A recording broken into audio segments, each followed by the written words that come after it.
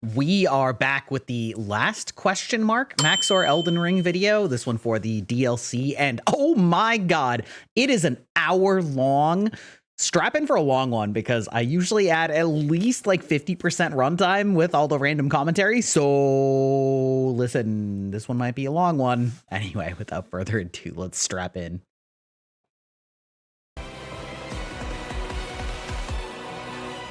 Elden yes, Ring. indeed. Shadow. Oh, I wanted to say also, I'm especially excited to play or to watch this one because I've only beaten the DLC like twice. So I'm honestly probably going to like see some things that maybe I didn't even see or realize because I have way less experience with the DLC than the main game. So it's going to be fun watching somebody else go through this and like take the piss out of different things. Shadow of the Erdtree is the newest and greatest installment in a series that I can only describe as the refined man's flagellation, recognized and infamous for having such straightforward story and gameplay that there are literally hundreds of YouTubers whose job it is to explain the things that happen in it. Now, suffice it to say, I'm going to be doing a lot of that today, but I can assure you, the accuracy of my statements are generally described as highly questionable at best, as I am currently being hunted in 39 kingdoms for crimes against information, taking place inside the brand new realm of Shadow. Okay, but like legitimately, I actually think that most of his descriptions are pretty accurate, even though they're tongue in cheek. Oh my God, I lost the ability to speak. This is going to be a long one. Where the developers accidentally created an entire new game of content and pretended it was DLC. This novel expansion promises to deliver a whole new world of masochism and internal injury, all the while providing a generous serving of beautiful and breathtaking vistas at approximately the same rate as it scares the blood outside of your body. And you would be very surprised just how much.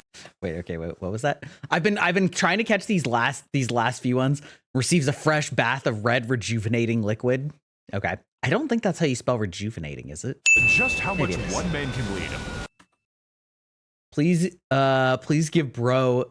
Wait, please give blood, bro. We won't eat it. Please. Man, to that's hard to explore read. this contrasting land of putrid possibilities, we play as the Tarnished, one of many horrifying insults to God who primarily fight their enemies by drinking a soda that sends your bones into attack mode. That Fanta got me on the silliness. Finally okay. sent to the land of shadow upon hearing the news that Moog, Lord of Blood, has beaten the allegations and wishes to sue this blonde twink for defamation of character. All throughout. I don't think he beat the allegations. I think he just got cucked by his other brother. The lands between, our enemies crave the sweet, merciful embrace of death, and for the delicious taste of finely crafted steel. This is the story of one such Tarnished who chose to heed their harrowing call, to challenge the authority of the very gods themselves, and to pursue the all-powerful Elden Ring. Oh, okay, so he actually is going to finish it, it looks like this time.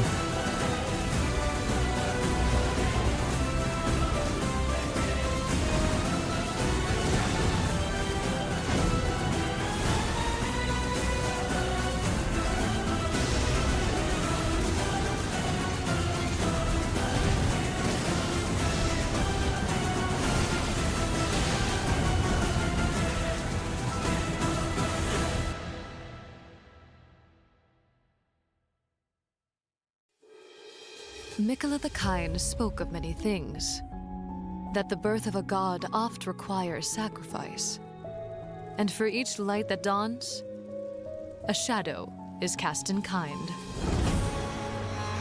Thus did he depart to the place cloaked eternal in twilight, in search of his birthright, his godhood.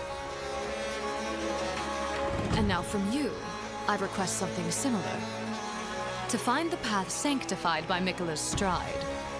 To venture with us to the lands of shadow. What the fuck are you talking about? A land whose wonders shall never be put to song. I do think that the From Software has gotten a lot better about being more direct with their exposition from side characters without it being a complete long info dump or things like that, but still giving you some direction of where to go. But I very frequently find myself repeating that that Breaking Bad meme, like, Jesse, what the fuck are you talking about? Doomed to be forgotten evermore. God damn, these slow-mo shots are incredible. Suffer even still the indignities of defeat and the abandonment of victory. The land under the wings of the Dreadlord Vale, in the gaze of the beasts, once divine, and cloaked eternally in the ashes of Messmer's flame. All to follow in the footsteps of kindly Miquella, across all corners it may lead, to complete his journey, to witness his ascension. And Go feet. now, touch the withered arm, and journey to the land forgotten. I will not be far behind. May we meet again.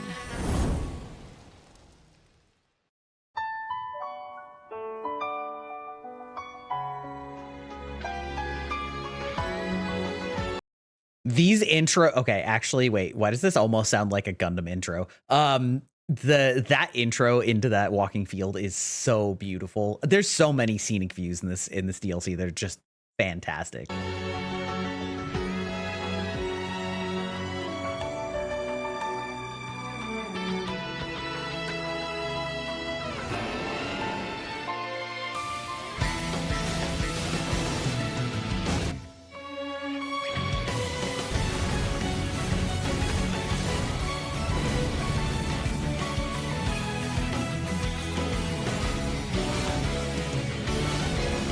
So after being banished to the literal Shadow Realm, we take our first steps into the Spirit Grave. Wait, was that something about four Please. kids? Wait, hold on. I gotta go back on that one.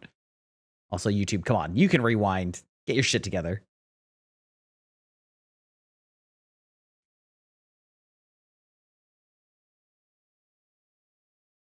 I'm going to do this a lot. Yep.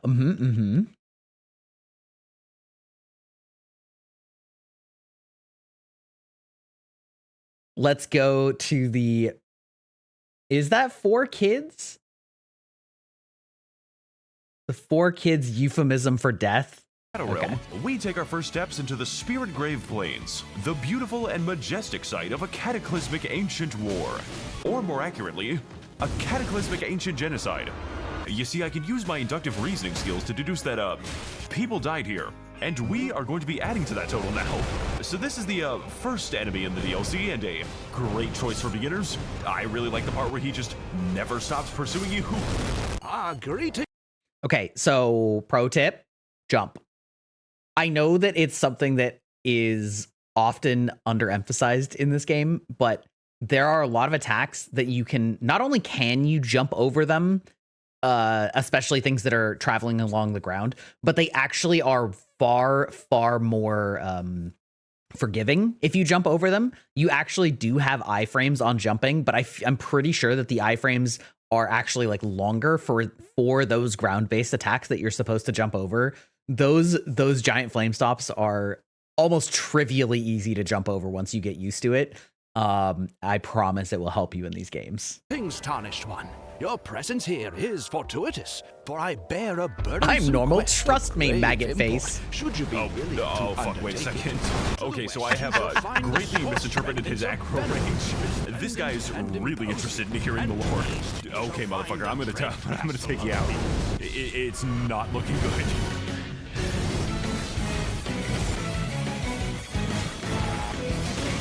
Now, seeing as my physical safety is currently an open question, we have to equip ourselves with brand new threads every single time I walk into a new place. Yes, I am going to keep the jar on during sex. It comforts me. And by hunting a homeless man to death in the woods where no one will hear me scream. Okay, that was actually noun verbed. That was actually the very first thing that I found was I, in typical Souls player fashion, looked at where the game obviously wanted me to go, which was straight ahead. And then I said, nope, and took a 90-degree turn and then ran into this naked hobo that's like jumping on you with his Wolverine claws. They're a pretty sick moveset, though. This enables us to explore and investigate all kinds of new and amazing structures that distinctly alter how and where the game is going to kill you, as well as shaping our interactions with the various local wildlife. I'm Coyote Peterson, and I'm about to be eaten alive. We've got hot dogs. Wait, did that say something about a slur that only scorpions something or other? Wait, hold on. Dude, YouTube, it can't be that hard to rewind. It can't be that hard. Okay, I'm about Coyote to be Pearson being eaten eaten alive. Says the slur that only scorpions can understand. Okay. We've got hot dogs. Every second of his life is spent in torment. Fucking Big Bird, apparently. The, what? Okay, I love these stupid worms, not only having these silly, like, almost happy looking, or not happy, but they almost have like a shocked Pikachu face. They're like, but also their tiny little arms. I feel like a lot of people don't realize that they have little baby arms. Like you can see it like right there. And I don't know. I find that extremely funny. I feel like I'm fighting a fucking Twitch emote. And of course the dread True. army of eternal pursuit. Thus, It does look like the standard Twitch emote. Doom inexorable. This shit is lagging my game a lot. He is the lag monster. Yes, he is the lag monster. His main attack is heating up your CPU. My computer thanks me for rendering this every day. Wandering erratically in a given direction, we promptly take shelter in a random cave, only to realize that that was a horrible mistake, and that this is no random cave. Oh god.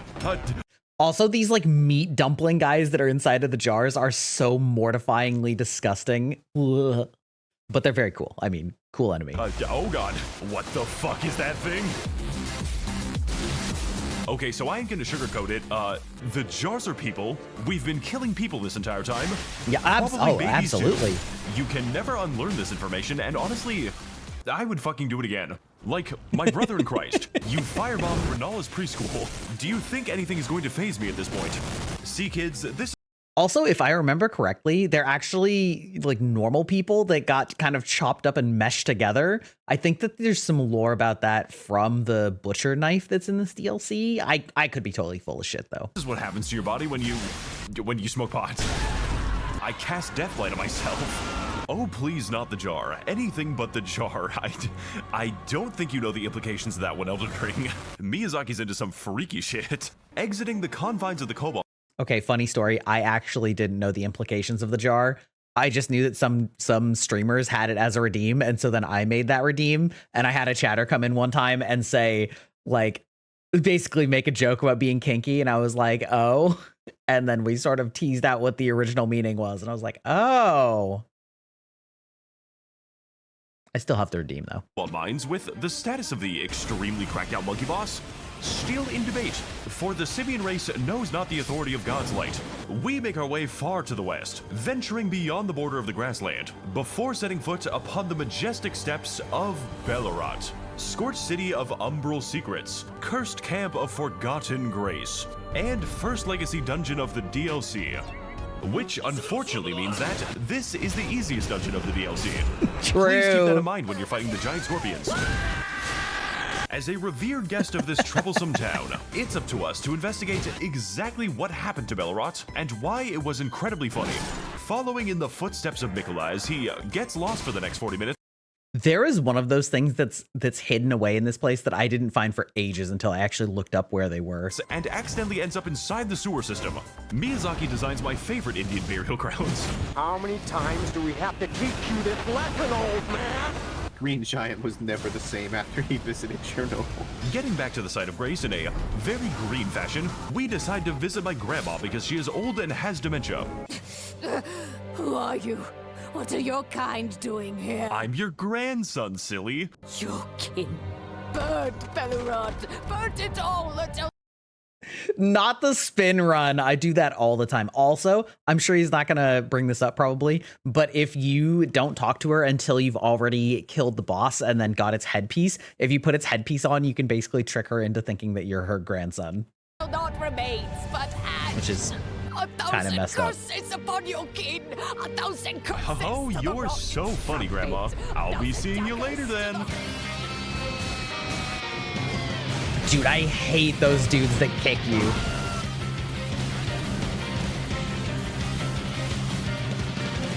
That's a lot of spiders. These are scorpions, Reese. They're geniuses. Stop! Kyle, don't move. Okay. Oh, thanks for telling me not to move. There was a spider. There was a scorpion jump scare up there. That's a good clip right there. Okay, that's actually very funny. I didn't realize it was on a timer. Okay, so this enemy just doesn't fuck around. He's got a Yeah. moveset that's pretty fast. Not really sure how you're supposed to deal with that, but okay. I actually found a couple enemies like that in this DLC to be sort of past the point of annoying, where they're extremely difficult to stagger, and they basically have endless movesets that are constantly chaining, and you have such short periods of time where you can actually attack them, and then they do so much damage that they super mega punish you if you do it at the wrong time. And so you just spend a lot of time like waiting for your turn to attack, which kind of sucks. Hey guys, can you come over here for a sec? I think I found a secret. Oh, fuck. Oh my god! I love the vomit pit. I'm such a big fan of the vomit pit. I love going to Chuck E. Cheese. I love the vomit pit filled with food. Oh, cool. It's the severed hand weapon. Nothing That is a touches cool our weapon, faster. I say as I rip open your chest cavity. That guy's got a fucked up name, by the way. We gotta put this guy. We gotta put this guy out of his misery. We just gotta fucking kill this guy. Yeah, just fuck him up with hammers.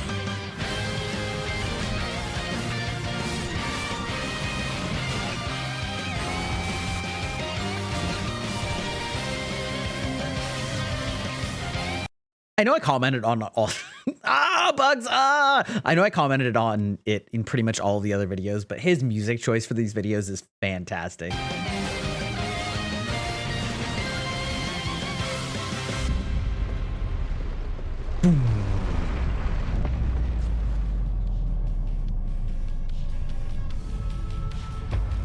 Oh, horn-decked beast, from higher sphere delivered.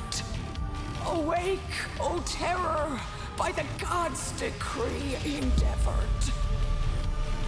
Purge the filth with thy wrath and fury rendered.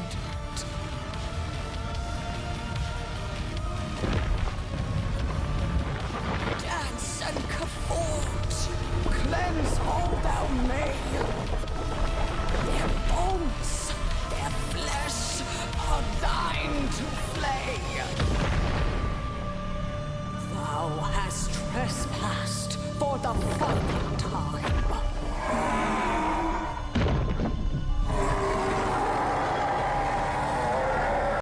This is an absolutely incredible idea for a boss. Like having those parade puppets that are the Chinese like dragons and things like that as sort of a boss that literally is multiple people sort of holding it up together and acting in concert that have perhaps fused into a monster is just like it's pretty peak. That's an annoying fight, but My grandson. So she does remember.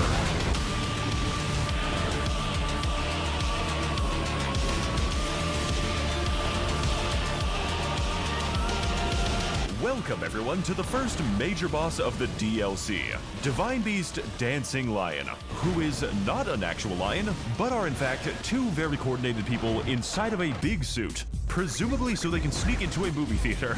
Somebody is like grabbing him with the Gmod physics gun and attached a couple thrusters to him. Dancing Lion is the perfect introduction to this game's DLC bosses, both functioning as a difficult challenge for the player and also as a massive warning sign, because this shit is not going to get any easier for you. yeah. I am having difficulties killing Mr. Beast. Perhaps he should make real videos like mine, starting out the fight in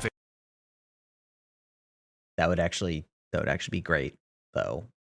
We need more Maxors in this world and fewer Mr. Beasts. Phase 1, the Divine Beast is actually a very manageable foe, offering us a pretty decent hurdle in terms of timing and aggression, but a less decent hurdle when it comes to his incredibly funny cameramancy. This, however, Yes, that is true.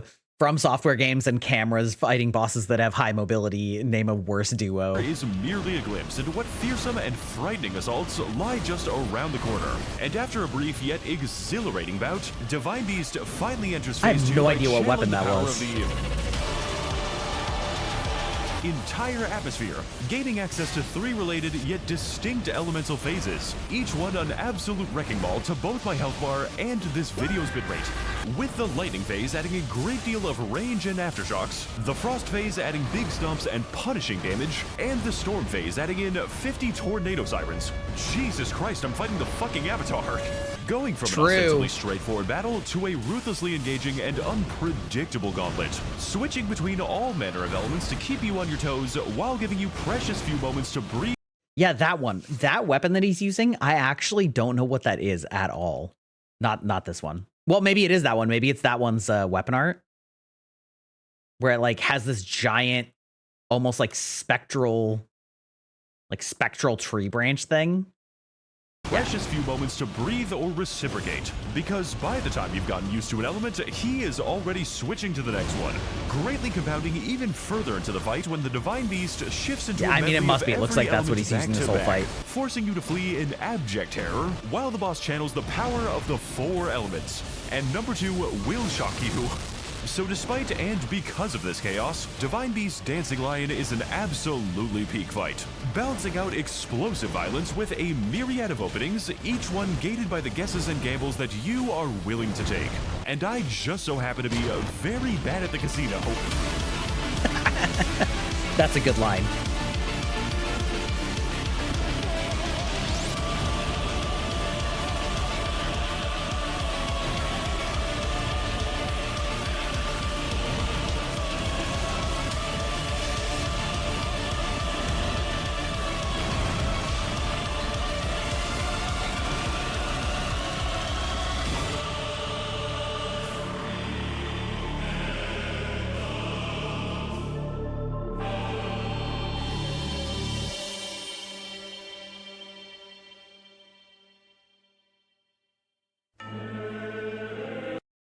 It would honestly be kind of helpful if the bonfires in this game had in this DLC had some kind of like recommended shadow tree level, I guess. I understand why they didn't do that, because they wanted to keep it open and freeform, but I definitely think that some people had an extra hard time on this DLC because they did things in an order that was perhaps not as intended and were under-leveled as far as shadow tree standards go. And so then it's just like the whole thing was tough as nails for them, like even more tough as nails, because it is difficult even if you are the proper level. But I guess I also understand why they didn't, because they don't want you to just be like, oh, there's a level gate, you know? I don't know. The shadow tree system in general was very interesting, and I think it worked out well overall for somebody like me who is pretty thorough with exploration.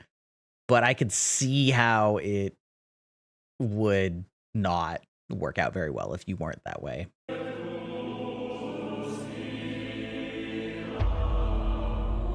So after defeating our enthusiastic celebration of Chinese New Year, we ascend to the very peak of Bellerot's Twisted Tower, bathed in the stunning presence of the Shadow Tree, climbing with bated breath its sweeping stairs before finally reaching the mailbox. How did you get a letter up here? Tarnished. I hope this letter reaches thee unscathed, for it would be treacherous if that weird lion downstairs woke up. Beyond the tower sealed by shadow lies a place known as the Gates of Divinity. Surely, this is the ultimate goal of kindly Mikola, and thus, if we are united in common cause, it is there that we must head. I don't know you. Follow the crosses of Mikola East to the grim castle of Enzis, and beyond there to the Shadow Keep. Surely, it is there that our answers lie. I await an audience with thee, should fate follow thy arrival. Love you, Pookie Bear. So after entering the Mushroom Kingdom and receiving a letter from Bowser, we decide to take a break from our DLC duties by pushing the character creator to its absolute limits beyond the boundaries of God and man. Monster time. He's just so beautiful, like a sunrise over the crashing waves. Because, as it turns out, my sponsored GamerSubs, wandering merchant of the energy drinks, literally allows me to slander them by creating funny builds and characters based on each of their terrifying flavors. And ever since then, have been begging me to stop. So if you want to know more about how to get energy delivered at a low price, this might not be the right video. Okay, so the first thing on our list is going to be, lean. which definitely does not depict President Joe Biden on it, because if they did, they would receive an actual cease and desist letter from the Department of Homeland Security. I totally forgot that this was a real thing. It would be really bad if that hypothetically happened. Raw meat. Going to be a bit of a big boy today. Has a lot of meat inside of him. I'm taking that to the extreme, by the way. This man has no room for bones. AFK sleep support. Going to be using an arcane sleep build. He doesn't actually do any damage because of his lack of negative side effects. Not really sure what you're supposed to do with this one, honestly. The official Maxor Cup, who is unfortunately invisible because you do not know what it looks like yet. Stay tuned for updates on this guy. And I wonder if he actually has one yet. Future me editing this, put in a little ping if he does. last but not least, we have Code Maxor with 0 for 10% off GamerSupps purchases, who has a lot of stamina because he is just so healthy. You can find him inside the description of the video. Just please do not tell GamerSupps that I'm making this. It's going to be our little secret from now on. Moving on across the Great Bridge to the Grand Castle of Ensis, we immediately get distracted with random caves because this game has content again. Can I just blow up the fucking... You know the item is going to be good when it's placed next to 20 explosives. So we make our way over to the scary... Wait, was that a reference to Prepare to Try? Something about Michael Zaki? I'm pretty sure that they're the ones that came up with that, or RKG, I guess. Well, RKG, Prepare to Try. I think, let's see, hold on. Michael Zaki, yeah, absolutely. I'm pretty sure that they're the ones that came up with that term. Great channel if you are interested at all. They are actually still in the middle of their Elden Ring Let's Play because they are taking a long time to edit it and they're doing it in thirds. So, you know, listen, it's always a good time to get started. So we make our way over to the #not scariest location in the entire game, featuring a wide variety of hilarious jump scares and funny skeleton boss fights. What the fuck kind of... I love these Death Knights. They are such a cool enemy. crack they got in the Paris catacombs. You know the item is going to be good when it's placed next to the giant bloodstain. Okay, look, I get this game is supposed to be hard, but I can't iframe the ceiling. So after spending 35 hours in the ball-crushing facility, we decide to head south to one of Elden Ring's characteristic, extremely high thermostat dungeons, where the boiling magma can best be described as a minor inconvenience. Me enjoying the coolest summer for the rest of my life. I'm actually pretty sure that that's more lava damage than it was in the base game in the catacombs, because for some reason it's basically the equivalent of the poison swamp in Elden Ring. I don't ask me why. Yeah, lava in Elden Ring is just like not a big deal apparently. The water's fine, guys. I don't know what you're complaining about. What? Vile Bale! Is this homeless man okay? My Best contempt character for in the you DLC. is nigh but poetic, like that of the great American novel, Moby Dick! Do you need a hospital? Just you wait, for I, Egon, will be progressing just south of this very Oh, thanks for the directions, man. Following in the footsteps of the nearest homeless man, we blindly and uncritically follow his directions straight into 4 hours of hidden content. This is going to be a theme in the future. Does it really count as hidden content, though? Like, really? Including his directions that tell us to jump directly into a bottomless pit. That is false advertising. Egon gave me some crazy fucking edibles. It was around this time that the game began subtly suggesting to me that I may wish to come back at a later time. And I chose to ignore it. Yeah. Oh, this isn't a good place to be. Welcome back, Kaled. We missed you. It's almost as if the game was specifically trying to prevent me from getting here. I just can't get over the fucking... It looks like a joke. Welcome back, Godskin Noble. We missed you. We got some crazy lore It's implications true. right. The giant lightning sheep were... I have to wonder if it was a mistake originally in Elden Ring that the animals did like rollouts, but one of those things where something happens accidentally in development where you like attach a function to something incorrectly and then they just thought it was hilarious. Or if somebody actually had the harebrained idea to say, you know what we should do? Our animals should also roll out. Like, I don't know. Here. Really can't wait for the VOD video on this one.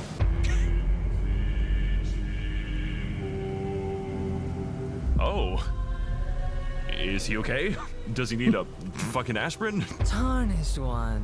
Hi. Do you hunger for the soul of a dragon? For communion with the beating heart of a beast? Those are kind of expensive, lady. Then, in exchange for your soul offered to the Drake Flames, I will offer you power, far beyond what you can imagine, greater than even the... Are you listening to me? What? Never mind, fuck it. Girl's implying that she actually had to ask. Heading on. So I actually never got to meet this character because the first time that I played through the DLC, I had already, like, I just missed her and already beat all of the, like, bosses that are involved in her quest line, and I'm pretty sure she's just dead. I kind of love that you can do that in these games, though. Further over the dragon's extremely detailed feat. This is Miyazaki's vision, guys. You can't make fun of it. We are greeted by the beautiful and enthralling landscape of the southern coast, realm of contrasting colors and majestic saffron shores. Except the landscape here isn't actually yellow. I'm just fucking with you. Filling our hearts with a profound sense of astonishment and amazement. Holy shit, what is this? Oh, there's a blue area. Oh my god, it's fucking 2 forts. This is a really beautiful... Oh my god, that takes me back. 2 Fort was legendary. I love these flowered areas, that the red and blue. It's such a bold and wild choice to make them so vibrant and then such contrasting colors right next to each other, but like it works. Beautiful place to die in. Can't wait to see what amazing enemies live in this Oh god, not you again. This is the wrong neighborhood, motherfucker. We need to leave.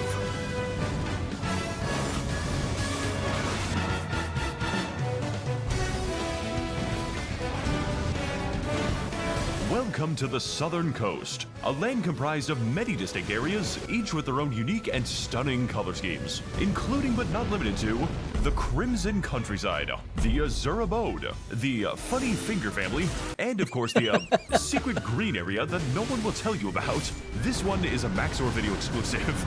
Moving on through the red part of the map while ignoring the various color combinations, we decide to take shelter in the local torture dungeon where we can find the undisputed best item in the entire game. 3. True. The ability to scream. We did this for like 10 minutes. Just do what I do when I have problems. Oh, okay, so this is the, this is the boss? Oh no, I am really intimidated right now. This man's got confidence.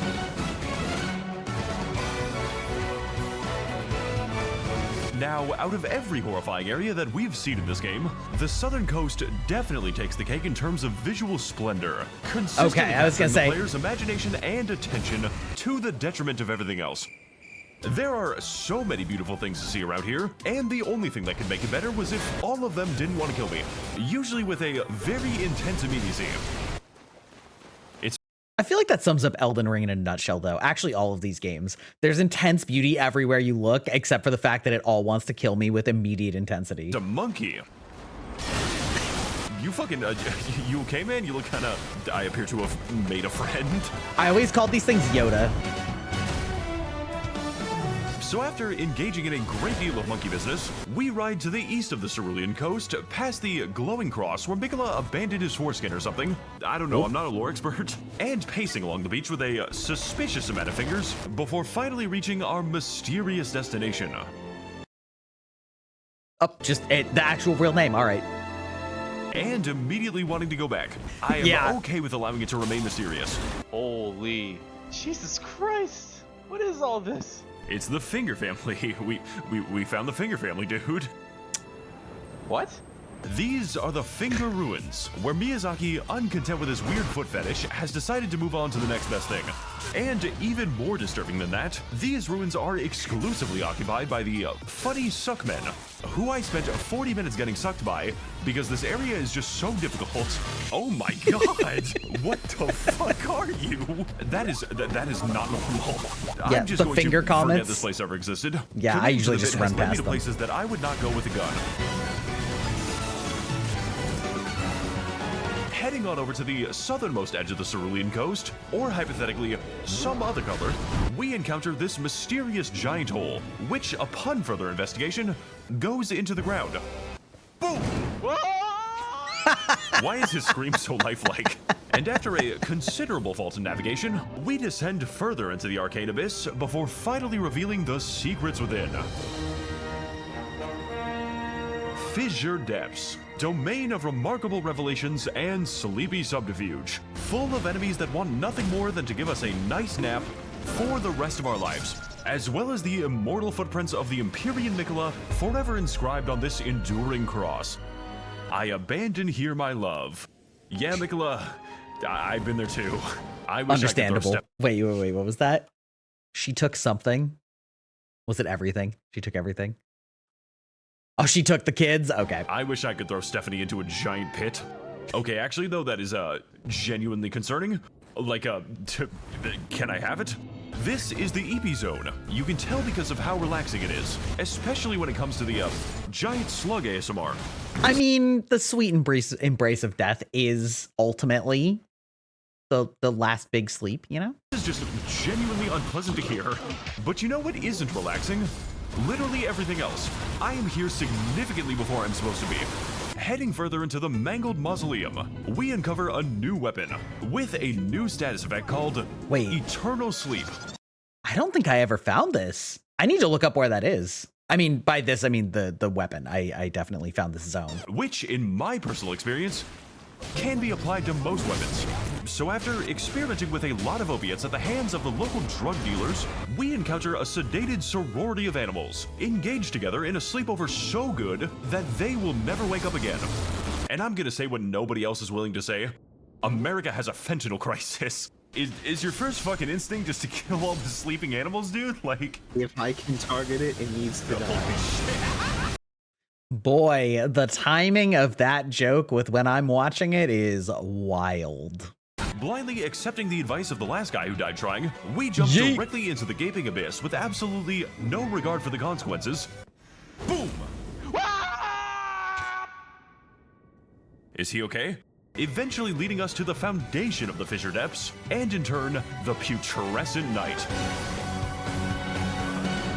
Okay, before we get the boss montage on this one, I hated this boss. I don't know what it was. I think there may have just been like some frame inconsistency on it, and part of it probably definitely not coping is the fact that I was playing it through a game capture card, so there was some slight delay. There were so many times that felt like he shouldn't have hit me when I was dodging. Only this boss. I don't know what it is about it, but I hated this boss. I mean, he's cool, Welcome but back, like... Tree Sentinel. We missed you. This boss is pretty hilarious. Not because he holds his attacks until the heat death of the universe, although he does do that, but rather being a literal skeleton riding his own skin, Putrescent Knight has a habit of moving away from you during his only attack windows. And yes, also he's fucking also horrifying. true. No matter what I do, I just cannot seem to hit him. Those flames are another peak example of things to jump. In the same way that I just cannot seem to interpret what I'm currently looking at. This is what happens to your horse when he survives the glue factory. Like, bro, that is not okay. Mom said it's my turn to do the attack combos. Overall, Putrescent Knight truly represents the Southern Coast, both in terms of its intrinsic beauty and its congenital terror, especially considering the fact that you aren't supposed to go here yet, and the game spent at least 2 hours trying to tell me that. This is all to say that I have dug my grave. Wait, did he actually, was there actually a seal down there because he wasn't supposed to go down there yet? That's wild. I didn't know that this area was sealed off. Far too deep to climb out now, and the irony of this setting is not lost on me.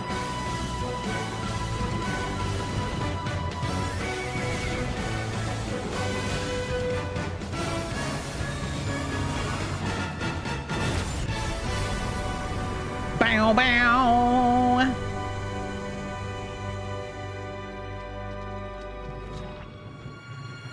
Tarnished, do you grow weary of this life? Yes. Longing to shelter from suffering with eternal sleep. You know, honestly, I wasn't before, but then I looked at you. By tarnished in my juicy nectar, in the velvet embrace of Saint Trina, you will lie at peace forever.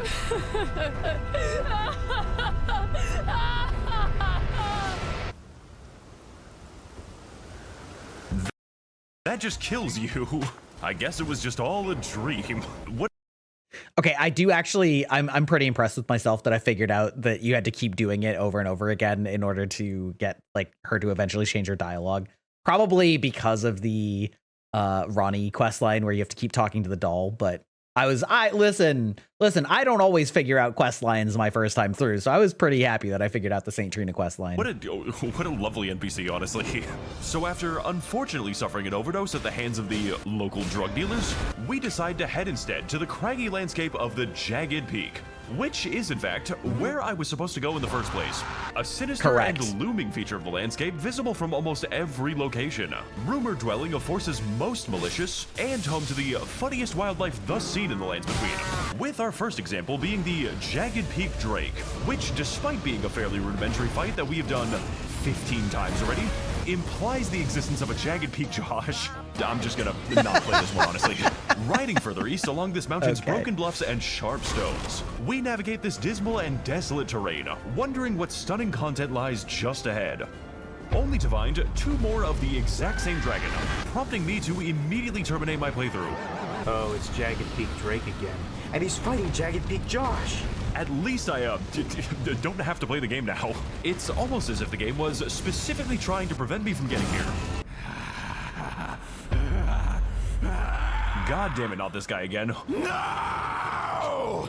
In my unyielding state of rage, you've made me forget the name of the whale in that book! It's called Moby Dick. Damn you, Bale! Drake Warrior. Mighty Drake Warrior. I prefer Kendrick personally. Upon the top of this rotten peak lies a dragon most foul. A dragon who has thus confounded me! It is Moby Dick. Bale!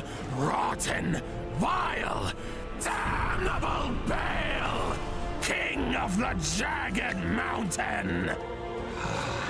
I have heard that the voice actor for this guy, for Egon, was basically not originally instructed to give such an over-the-top performance, but basically I guess maybe he just tried it out for fun, and they ended up enjoying it so much that he stayed late, and they basically re-recorded all of his lines with this, like, the most intense, blood-curdling screaming of rage at Bale, and for me, it was such a total win. I love this character's performance. I would not like it if more characters were like that, but this specific character was so funny in such an otherwise sort of like dismal and down environment that all these games are. It was hilarious.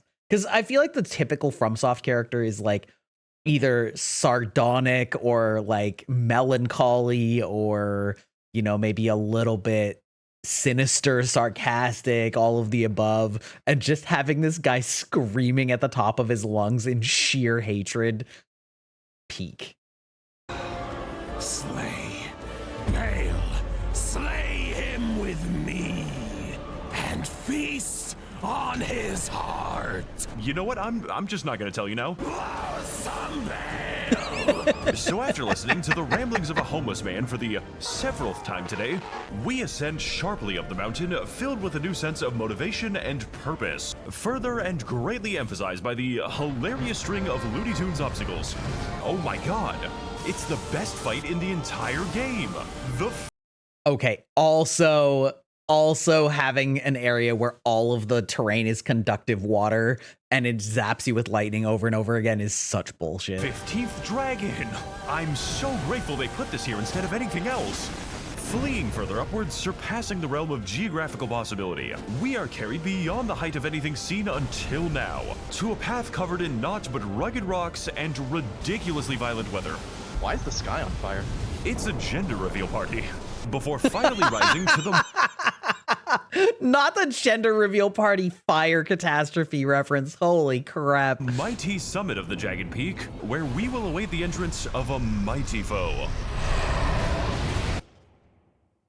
Curse you, Bale! I hereby vow you will rue this day, for we have come to hunt thee, Bale, your fears made flesh. Hell yes. With a hail of harpoons, with every last drop of my being. Am I even supposed to be here? Here we are finally fighting Vale the Dread, Twisted King of the Jagged Mountain. Or more accurately, watching Egon fight Vale for us. And he's doing a really good job so far. True. Now, if you weren't already disregarding me as an accurate guide, then let this fight be a lesson to you. Because you are definitely not supposed to win this yet, and I definitely don't care. Genuinely just raw dog this guy for like 4 hours straight. Miyazaki wants the epileptics in the audience to just die in real life. Bale the Dragon has a dreadful arsenal of attacks, each one requiring their own reactions and responses, with a consistently small margin of error that will keep you guessing for a very long boss fight, and some of the funniest damage that a nuclear weapon is capable of, including but not limited to swipe attacks, grab attacks, extremist attacks, and a significant amount of the color orange, making for a battle that is as beautifully chaotic as it is violently explosive. Because Lord knows this boss fight has plenty of that. You shall know fear. I love this, Egon, like, can you, shut the metal fuck up? cover with Bale's. This metal No, is don't true. shut the fuck up. Egon, you need to keep screaming. I want a full metal album with Egon screaming at Bale the whole time. Really feels like an epic hunt against the likes of a terrifying beast, with a mesmerizing barrage of blows whose haunting splendor can only be matched by their daunting power, especially when the majority of attacks take out half of my health bar. They got everything right in regards to both presentation and gameplay, but what I didn't anticipate was that they expect the same out of you, putting our patience to the ultimate test while making for a challenge that is so good I forgot that I handicapped myself. You know what, Egon, you can have this one. To put it simply, each moment spent with Bale the Dread is a thrilling dance between life and death, filled to the brim with the desolation of bitter defeat alongside the thrill of glorious victory. And I made sure to enjoy every single second of it as long as it fucking takes.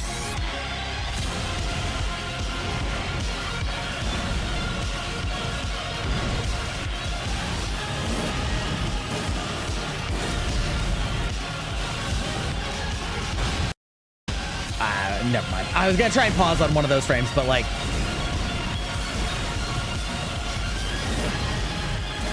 okay, now this is back to the old Maxor style.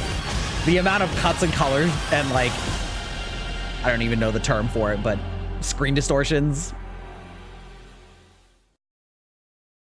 That took me 20 hours to make.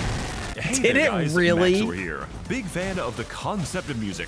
And as a result of the deal that I made with a wizard, I am morally obligated. Wait. Did that say materia something? Are we making a Final Fantasy VII reference? Because I'm here for it. Materia Collective, my plug. What the fuck does that mean? Finally, I can sell out. I've been waiting for this. Materia Collective. I am morally obligated to alert you that the song you just heard, and this song, was all made by a special artist and friend of the channel, Cthulhu Seeker. That is a crazy composer name, who primarily makes covers that sound like sex with Jesus feels. How is this legal to use? And if you happen to be a fan of a game called Elden Ring, which, maybe, then you may be interested in his entire album of synthwave covers specifically for this game, on an actual vinyl record and cassette tape available in the description store now. Please buy it. It would sound really good if I owned anything. Also, Okay, that actually sounds incredible though, especially given that a lot of my theming is vaguely synthwave inspired, and I tend to play that kind of BGM. I wonder if he has like DMCA on it. recently did the exact same thing for an obscure game called Dark Souls 3. So if you're a fan of the music in this video, and also 2 previous videos, take a look at Cthulhu Seeker. His stuff can be found in the description. Actually a sick plug. That's awesome.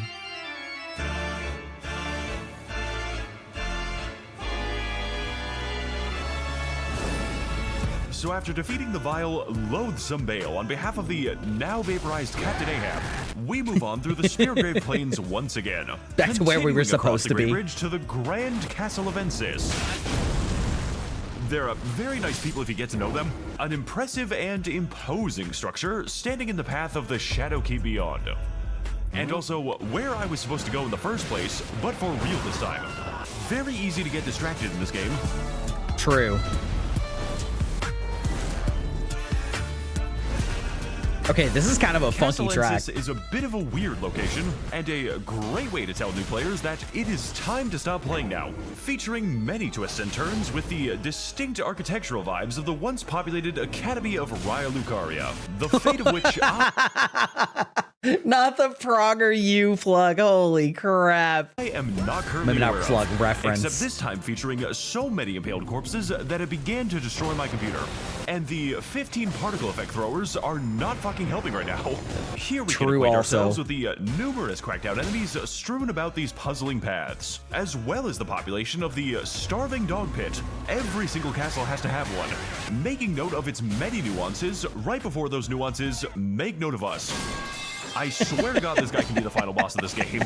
You know, I would normally say that this place is pretty cool, but then I found out that they were Redditors. So unfortunately, I have resigned myself to kill everyone inside this goddamn castle, and then move on to the next logical target. Erratically moving onwards in the vague direction of the exit, and acquainting ourselves with the classical Carrion hospitality. Only I'm allowed to heal. That is illegal. We ascend to the very I don't think I've center ever of the seen one of those guys heal. And consequently, to the formidable Twin Moon Knight. Okay, before we get an incredible another boss fight, I love this boss. This is actually possibly my favorite. Either this boss or Mesmer are like some of my favorites in this game. This boss is so stylish and so cool. And partially I'm probably biased just because I like the like sort of Carria manner characters in questline.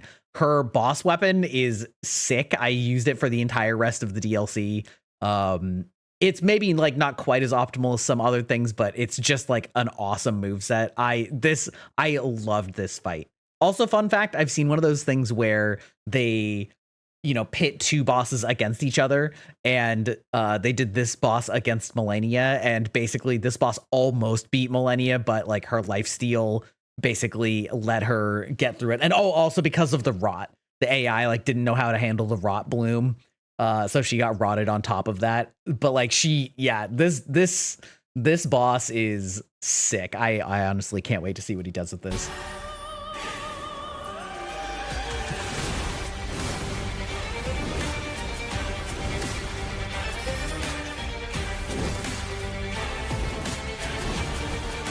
Rallana Twin Moon Knight is the very confusingly named Rude Awakening for players of all strides who, in their hubris and pride, thought they would be able to experience the game they bought.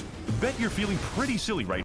Oh, getting the shit stomped out of you by a hot knight mage lady is exactly the game I bought. I don't know about you. Now, this boss has every single trait that you could possibly consider difficult, with extreme aggression, incredible mobility, an astonishing amount of variation, and to top it all off, just enough magic to make you feel uncomfortable. Meticulously designed in every aspect to induce an instinctive, primordial panic response, and then immediately punish you for it, with the majority of attacks ending with an optional combo extension, which itself can also be extended, so on and so forth. Like, holy shit, dude, please relax for a second. Proving definitively that the most threatening bosses in the game are not dragons, giants, or lions, but are in fact 9-foot-tall women. What did Miyazaki mean by this? Sorry about what happened to your sister, by the way. I know what he... And your nieces. The divorce really hit this family hard. So after a long series of lessons on how not to be so terrible, Rallana finally enters phase 2 by buffing herself in the coolest way that I've ever seen. Yes. Which, on top of giving her an excessive amount of fiery fury and magic mavings, enables her to use her ultimate signature Carrion sorcery. Her massive These balls. nuts, yeah. Yeah, so this fight's gonna take me a second. Okay, also, again, those moons crashing are immensely easier to just jump. The jump forgiveness on those ones is massive. I've never had so much fun getting obliterated.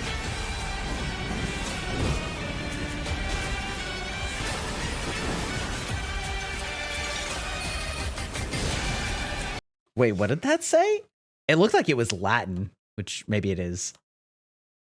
Oh my god. Oh, the flashbang. Holy shit. Okay, hold on. Okay, et novismus. Okay, I don't need to read the rest of it. I already can't read any of it.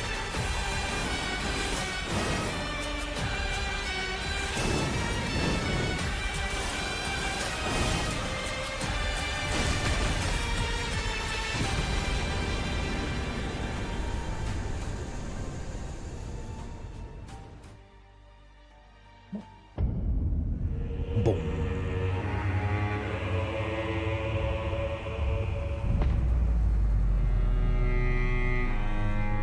So, you've made it after all. Then I welcome you most dearly to the land of Shadow Altus. Golden, beautiful, and yet eternally marked by our sin.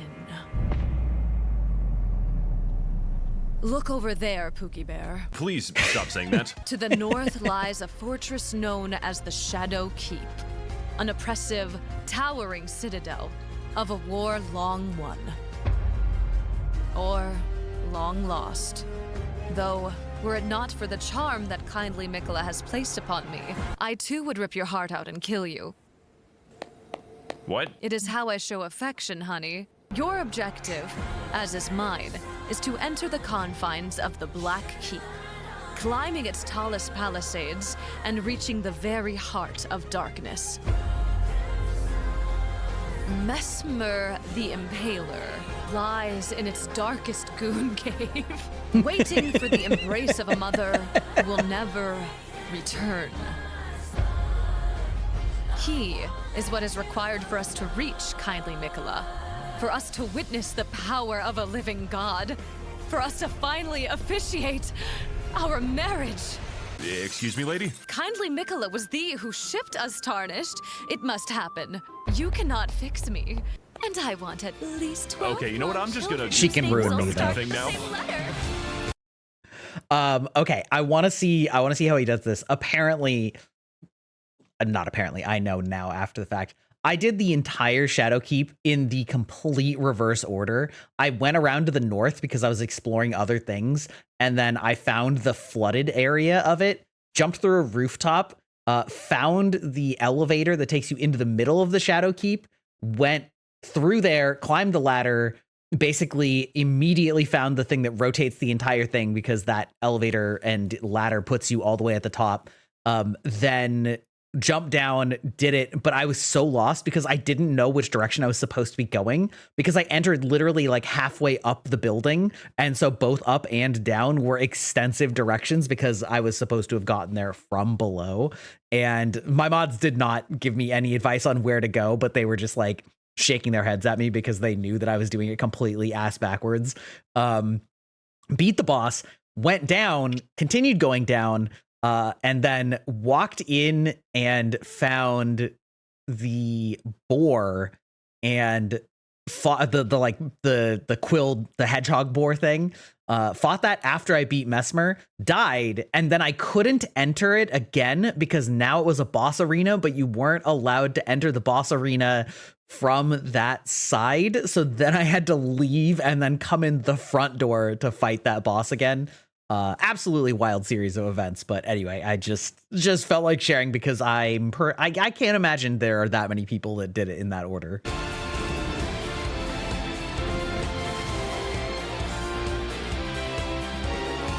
Welcome everyone to the scarred and radiant landscape of Skadu. It's pronounced Shadow Altus, a beautiful domain of golden glades and horrifying hollows, punctuated occasionally by the gigantic bear attacks. Because we have done a very bad job of preventing forest fires. A place well kept within the shadows of the Shadow Keep, and most importantly, fabled home of the ancient and revered. Wait, what was that? Also, the Dane's weapon set, the like martial arts gloves, pays my respects to the best TF2 engineer, YouTuber, real. Of the ancient and revered technique of beating the shit out of people with your bare hands. Yeah, I also use these the whole playthrough. I love them so much. That is different, apparently. I would genuinely be embarrassed if I was killed by this. Like, imagine dying to a bear. A dirt circle won't stop that monster! I'm running for my life!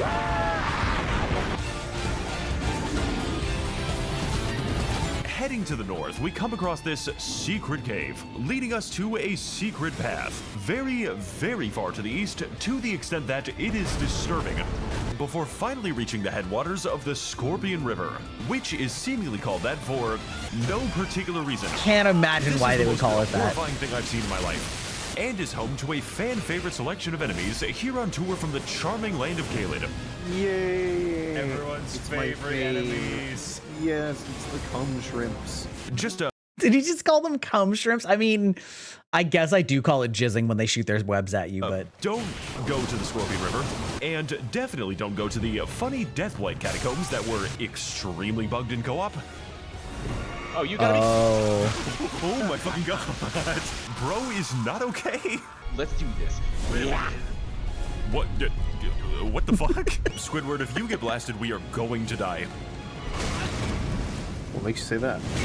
You guys are freaking out over nothing. What the hell you gotta be afraid of in here? Thanks, Max. Always happy to help, buddy. Shadow Altus is home to many a mysterious location, with some of the highlights including such scenes as the big fort with a giant dead body pit. But to get to my favorite location in these luminous landscapes, we must head below the buried ruins of Morth and emerge deep within the confines of the very normal village with a minor obsession with arts and crafts, second only to their obsession with sharpening their tools as much as humanly possible. Watch, he's gonna do it again. There he goes. Oh, there he goes again. Okay, he's getting some space. Why? Sharpening the sword. He's not the sharpest tool in the shed, but he's gonna make sure his sword is. Gotta love me some of that lore-accurate kitchenware. So after a few minutes of watching a bunch of naked men straight up... Wait, what did that say?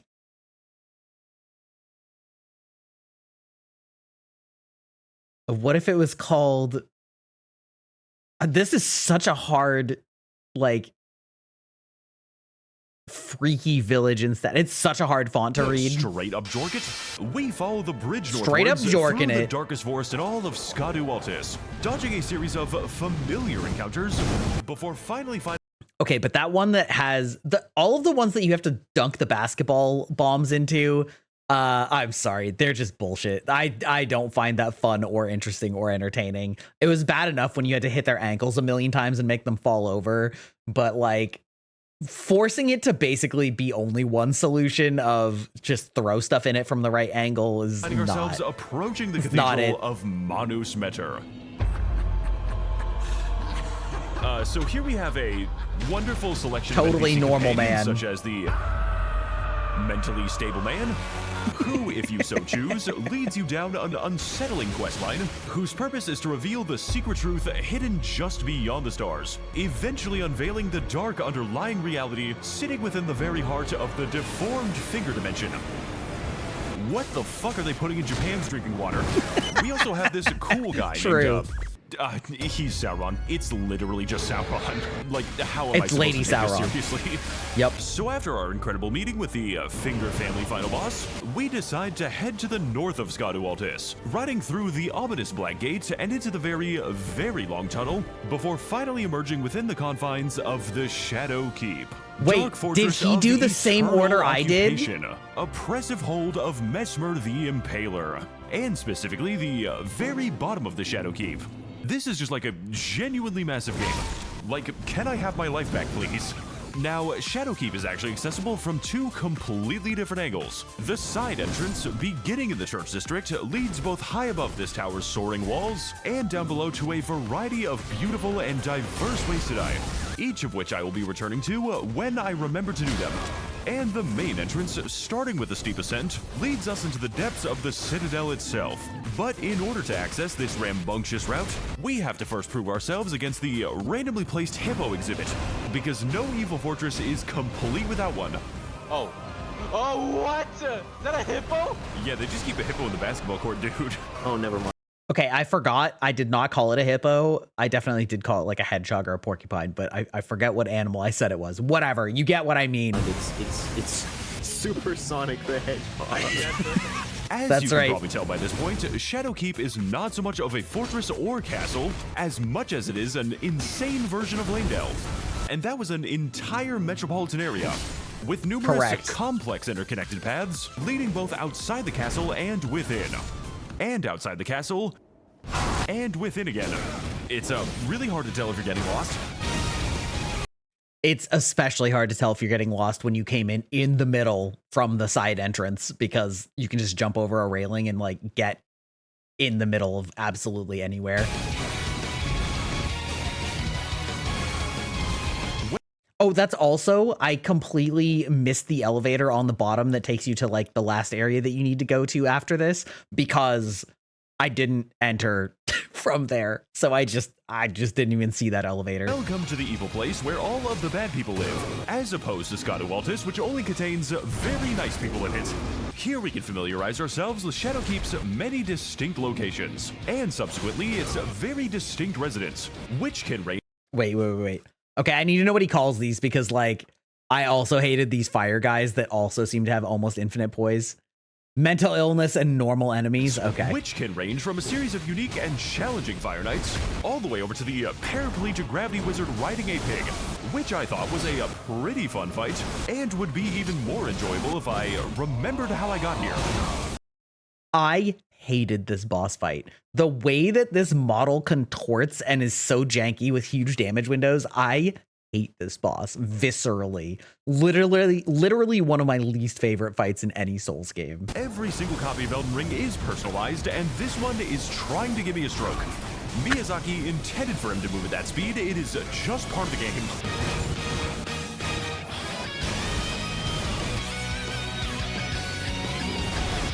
This is actually the only boss that I summoned for my first time through the DLC. I just stopped giving a shit, and he was making me so mad.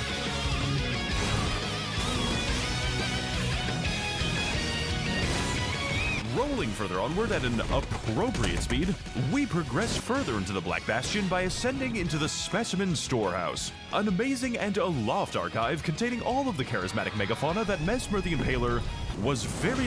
Wait, what did that say? I'm not showing this.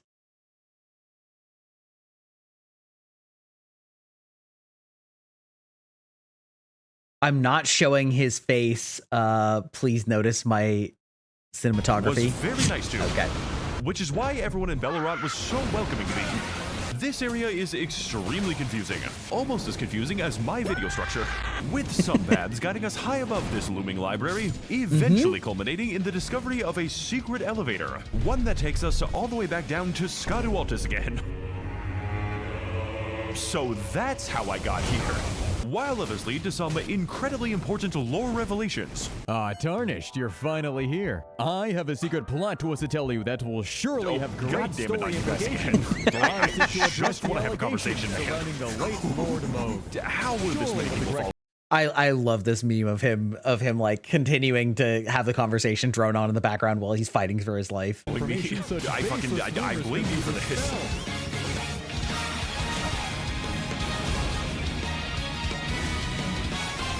This is it, guys. This is the joke that I've been setting up the entire video.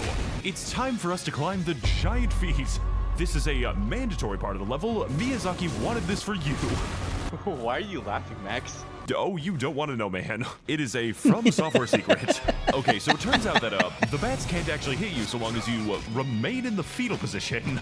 The only problem with this strategy is that you can never escape. This is just my life now. Hot jump scare. Therapy isn't enough, man. I actually forgot that those things were down here.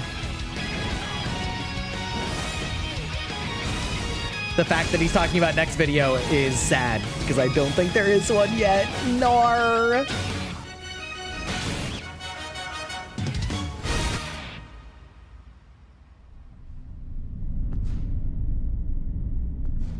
Is it time for the ultimate Goon Cave fight?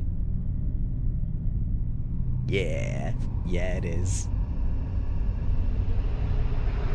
This fight is brutal, but I do think exemplifies a lot of what they tried to do with this DLC of having bosses that are very aggressive and do a lot of damage, but don't have that many hit points. So it's not once you get it down, this fight isn't actually that long, which is really satisfying when you get it right. I think that that's part of what the biggest complaint was with the final boss of the DLC, is that like that boss has a lot of hit points and a lot of move patterns that are highly aggressive and a lot of damage, and like it's really a slog, especially with that one fucking move that basically is unblockable or undodgeable. Well, not unblockable, you can block it, but the like instant cross slash attack. I hear they nerfed it. I think I actually haven't played it since that nerf, but anyway, I love the Mesmer fight. Hello. Thou art tarnished, it seems. I'm a snake. Please don't. I'm a snake. Who are you? I'm a snake. See, you did it again. I don't like that. But if one so bereft of light must incredible his demise, then let it be so. I'm a snake. In the words of Mother America, was my crusade ordained. Those stripped of the grace of gold shall all meet death in the embrace of Mesmer's flame. Okay, also before this insane boss montage goes off, I tried to pull out the serpent slaying blade or whatever it's called that was for Rykard's boss fight. I thought that would have been such a cool, I don't know if it would be Easter egg, but it would have been such a cool reference if there was something special about it for this boss also, given that both of them are kind of all about the fire and corruption and snakes and all of that jazz. Sadly, there is no special interaction, but that would have been kind of sick if they had that and kind of just, you know, you just had to remember that weapon even existed and that was for that connection. But alas, I just had to beat him normal.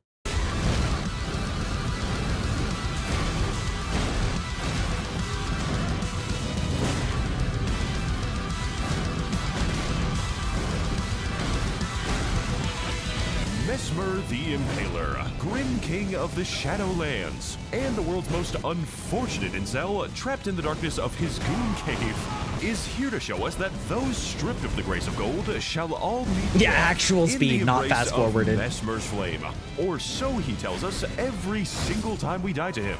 And at this point he seems kind of bored of it. This is the only major boss fight in the game where the first phase is harder than the second, with most of his moves acting as very thorough explanations. Autism be damned, my man can cook a fucking shish kebab. You see, on a fundamental level, Mesmer is both extremely simple and quite complicated. Simple in that we are fighting a straightforward duel with an intuitive yet rapid moveset, and complicated in that every single attack is its own unique psychological torment, demanding and necessitating a great deal of discipline, where even the slightest hint of panic immediately results in death. This guy just does not know when to stop. Yeah, he absolutely punishes panic rolling very badly. Is actually getting funny at this point, almost always engaging us in extremely long combos wherever. What did that say? Big something at the top and bottom of the screen. Big text. Where every other attack is laced with gunpowder. But if the player is able to dodge his excessive onslaught, Mesmer offers generous and ample openings, sometimes in the middle of mix-ups, before winding up another flurry and beginning the process all over again. Which is, of course, assuming that the combo is actually going to end.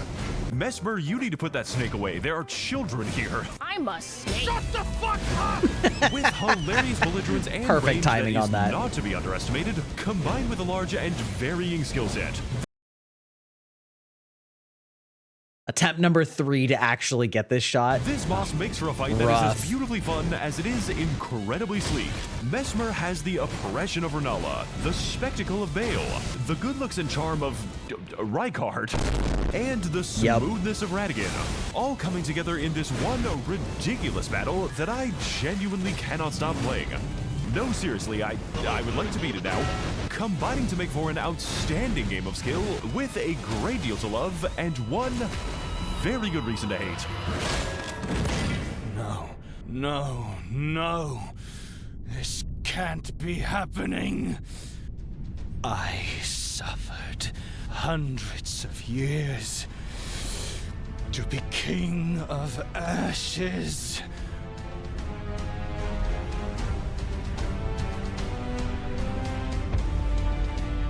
Oh, Mother, if I must be forsaken so, then forgive me. This one indulgence. Ugh.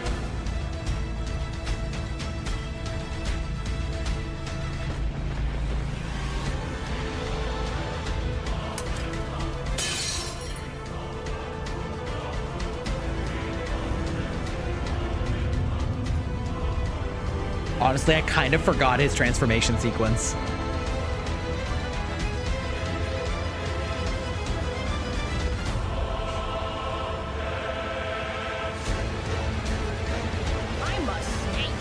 Yeah, I knew it was coming.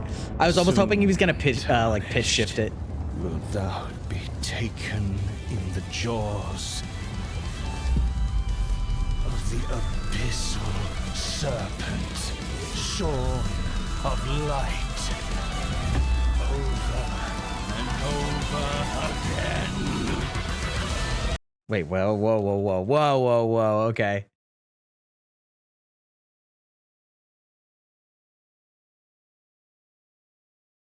The Grace of Gold.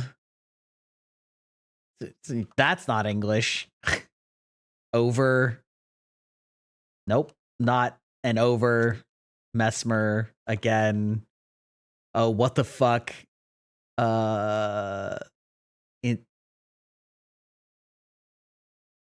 know what? Those stripped of base serpent mesmer. Okay.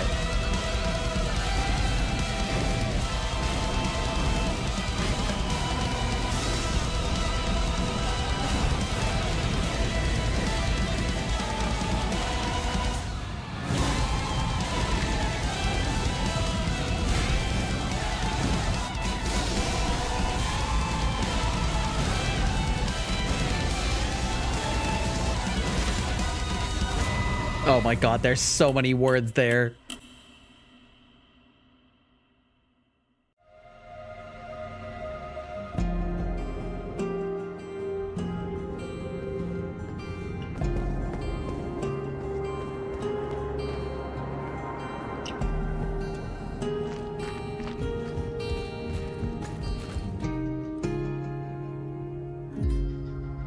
It's a nice song.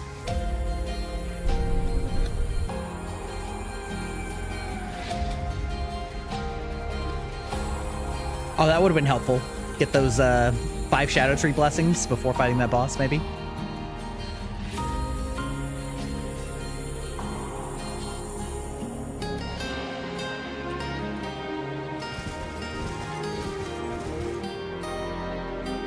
Kind of funny because he has to have come here in order to have fought that finger boss earlier. That's okay. It's more cinematic this way.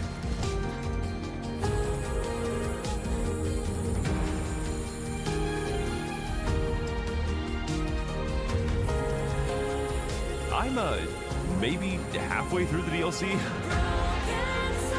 Yeah, that's about right. Yeah, that's about right. Okay.